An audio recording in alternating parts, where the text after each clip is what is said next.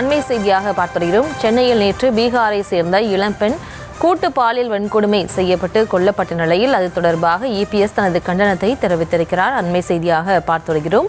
விவரங்களோடு இணைகிறார் எமது செய்தியாளர் லதா. லதா, வணக்கம். இபிஎஸ் தனது கண்டன பதிவில் என்னென்ன விஷயங்களை குறிப்பிட்டிருக்காரு? முழு விவரம். வணக்கம்.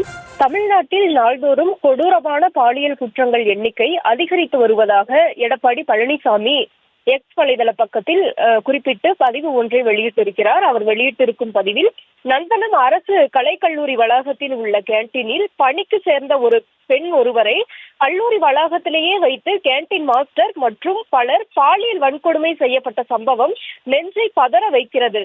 தமிழ்நாட்டில் நாள்தோறும் கொடூரமான பாலியல் குற்றங்களின் எண்ணிக்கை அதிகரித்து வருவதை இந்த முதலமைச்சர் வேடிக்கை பார்த்து வருவதாக இபிஎஸ் குறிப்பிட்டிருக்கிறார். மேலும் சென்னையில் நேற்று பீகாரை சேர்ந்த இளம்பெண் ஒருவர் பாலியல் வன்கொடுமைக்கு ஆளாக்கப்பட்டு அவரும் அவரது கணவரும் குழந்தையும் கொடூரமாக கொலை செய்யப்பட்ட இந்தியாவை பதப்பதைக்க செய்த இந்த சம்பவம் பதட்டமே இன்னும் ஓயாத நிலையில் இன்று மீண்டும் ஒரு பெண் அரசு கல்லூரியின் கேன்டீனில் வைத்து பாலியல் வன்கொடுமைக்கு ஆளாக்கப்பட்டுள்ளாரே என்பது குறித்து கேட்டால், அப்படி ஒரு சம்பவம் நடந்திருப்பதே தெரியாது என்கிறார் அமைச்சர் மா சுப்பிரமணியன் அவர்கள்.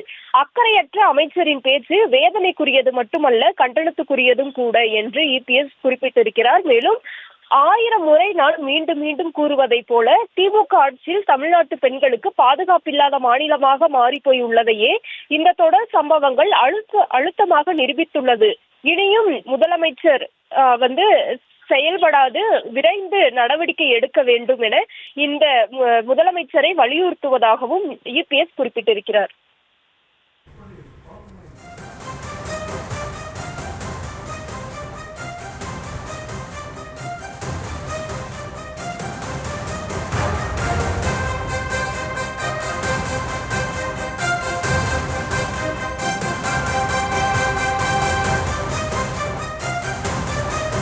விவரங்களுக்கு நன்றி லதா.